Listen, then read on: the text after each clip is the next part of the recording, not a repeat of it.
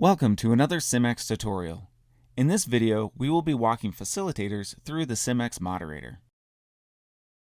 To begin, locate the SimX Moderator application on your computer desktop. Log in using your username and password. Now that you've logged into your account, it's time to start a sim group. To do so, click on the Start Sim Group option. Once a sim group is started, your list of scenarios will appear on the right side of the screen. Select the simulation you would like to run. A brief description of the selected simulation will appear on the left. Once you are ready to start the simulation, click Start Case in the bottom left, and both you and the in-headset learner will be launched into the simulation. Once this loads, you will be able to see what is referred to as the moderator view. This simple-to-use interface will allow you to control the simulation and observe your learners in real time. Let's break it down for you. Under Orders and Actions, a facilitator will be able to control the actions of the characters and other aspects of the simulation. These options will differ from case to case. Just below are the critical actions. These are action items that the learner should perform. Critical actions may be checked off automatically or manually at the discretion of the facilitator. Moving to the top right, you will see 4 tabs. The first of these tabs is the Patient Monitor. As the facilitator, you will be able to see the patient vitals at all times. Your learner will not be able to see vital signs unless they apply monitoring equipment to the patient themselves. The Dialogue tab allows the facilitator to control what the patient and other characters in the environment say. As the student interacts with the patient, you select the patient's responses. Yes, I got my flu shot last year.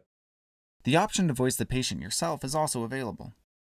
To do so, click on the microphone located at the bottom and have the students turn on the in-headset microphones by clicking the hamburger button and selecting the microphone. Once both microphones are green, you can speak through the microphone on your computer and your voice will come through the learner's headset.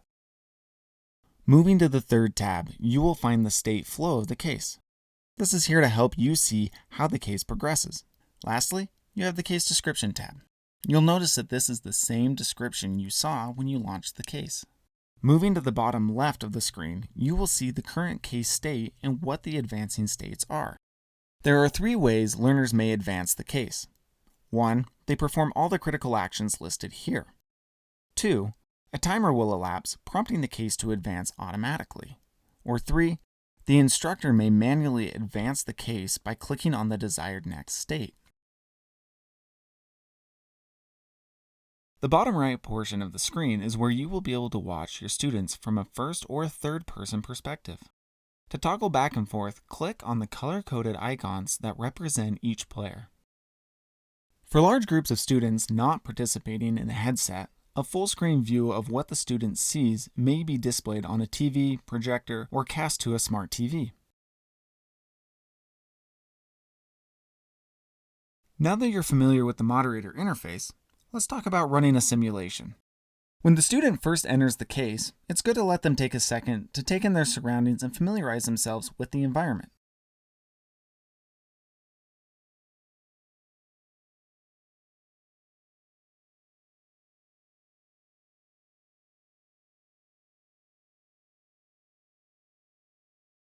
In most scenarios, there is a non-player character, or NPC, that will provide the learner with a brief handoff.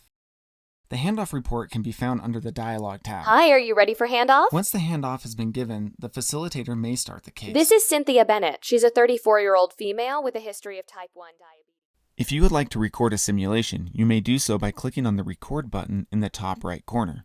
Once the simulation is done, click on the Stop button and click Save to save your recordings to your computer.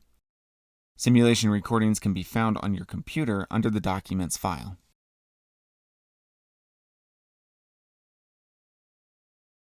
When you are ready to end, reset, or select a different scenario, click on the green gear icon at the top left, and a menu will appear giving you several options to choose from. Lastly, a PDF debrief report will be generated and saved to the moderator's computer. The debrief report is here to help you see what your learner did or did not do and will include timestamps of all their actions. If you have any questions, please reach out to the SimX customer success team or your SimX representative.